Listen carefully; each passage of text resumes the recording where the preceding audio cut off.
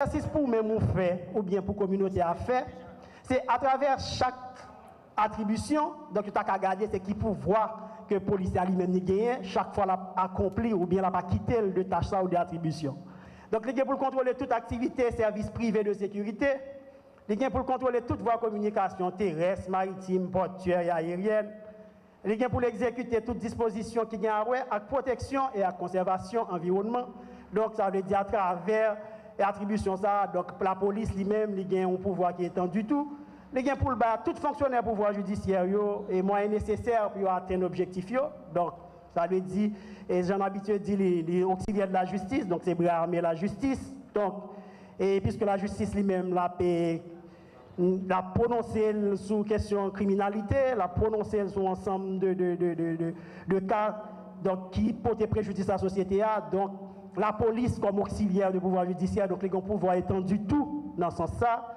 Donc, les gains pour le bail, protecteur citoyen, pour défense droit moun, tout appui qui est nécessaire dans l'accomplissement fonctionne. Donc, nous connaissons qui ça OPC a fait dans la société. Donc, nous connaissons tout. C'est qui rôle protecteur citoyen. Mais article 12 et point 12 dans l'article 8 là, il dit tout que la police doit fournir à protecteur citoyen tout appui qui est nécessaire dans l'accomplissement fonctionne.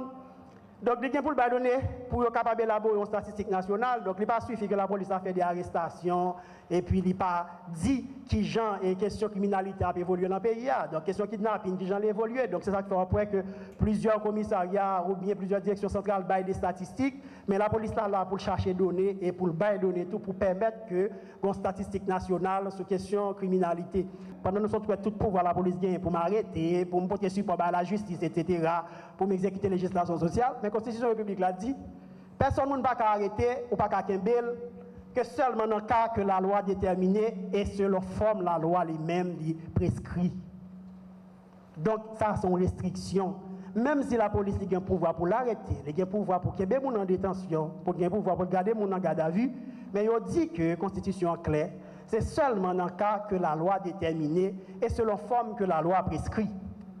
On a regardé l'autre restriction qui est dans la Constitution et qui lié tout à respect de liberté individuelle. Dans l'article 24.2 de la Constitution, il dit arrestation et détention, sauf dans le cas flagrant délit, il y a fait seulement son mandat écrit d'un fonctionnaire qui est légalement compétent. Donc, le pouvoir d'arrêter, le pouvoir de garder en détention, le pouvoir de garder à vue, donc que la police lui-même n'y gagne, il subit des restrictions tout. Il dit que la police n'a pas arrêté la Kembe sauf en cas de flagrant délit. OK? Donc, en dehors de flagrant délit, donc pour le faire ça, il faut qu'il y ait un mandat qui est écrit d'un fonctionnaire qui est légalement compétent. Dans l'article 25 Constitution, donc, puisque la police a utilisé la force dans l'exercice fonctionne, et puisqu'il y a pouvoir ça, et bien il y a des restrictions tout, et les restrictions ça sont imposées par la Constitution pays et ils lié tout à respect de liberté individuelle. Donc il dit par exemple dans l'article 25 Constitution que toute rigueur ou contrainte qui n'est pas nécessaire pour arrêter un monde ou pour me faire en détention, il dit toute pression, toute brutalité physique, notamment pendant ma interroger un monde, il est interdit. Donc ça veut dire pouvoir son pouvoir qui est limité. Et il est limité par la Constitution république là, il est limité tout par respect de la liberté individuelle. Et liberté individuelle, ça non seulement il y a dans la Constitution pays, mais il y a dans tout un ensemble de conventions que Haïti lui-même les ratifié. Dans l'article 26 Constitution, il dit que personne ne va pas en prison s'il n'est pas comparé 48 heures qui suivent l'arrestation. 48 heures suivant son arrestation, devant un juge qui t'a supposé statuer sur l'égalité d'arrestation. Et si juge ça, ok, il confirme détention ça par s'il pas confirmé détention ça par une décision motivée. Donc ça veut dire les de 48 heures. Donc c'est la Constitution lui-même qui mettait comme restriction pour l'ensemble du corps policier, pour la police haïtienne. Il dit que m'pa arrêter ton monde, m'pa belle en prison sans que m'pa faire comparaître 48 heures de temps après arrestation devant un juge qui a statué ou qui a chita sur l'égalité d'arrestation et ce juge là tout lui confirmer détention ça par une décision motivée. En d'autres termes, il doit avoir un papier qui permet de continuer Kembel. Dans l'article 25.1 de la Constitution, il dit que personne ne peut pas interroger en absence d'avocat. Donc, ça veut dire, c'est droit au monde, si vous arrêtez lui, ou entrez dans le commissariat avec elle, ou vous l'interrogez, il a droit de ne pas parler sans que le pas ait un avocat. Et le fait qu'elle ne dit pas parler, ce n'est pas une désobéissance envers l'autorité que lié. Donc, il seulement fait valoir un droit que la Constitution lui-même lui confère.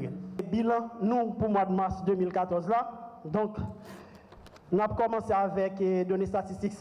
Donc, nous sommes en isolement pour moi, ça, et qui toujours en isolement, c'est 4 policiers qui sont placés en isolement. Nous avons 2 policiers qui étaient impliqués dans une affaire de vol à Delmar, implication présumée, puisque l'enquête n'a pas encore fini. Nous avons un policier qui est impliqué dans une affaire de vol à main armée, dans le Monsieur Guillou, que nous sommes en isolement, donc c'est implication présumée, puisque l'enquête n'a pas encore fini.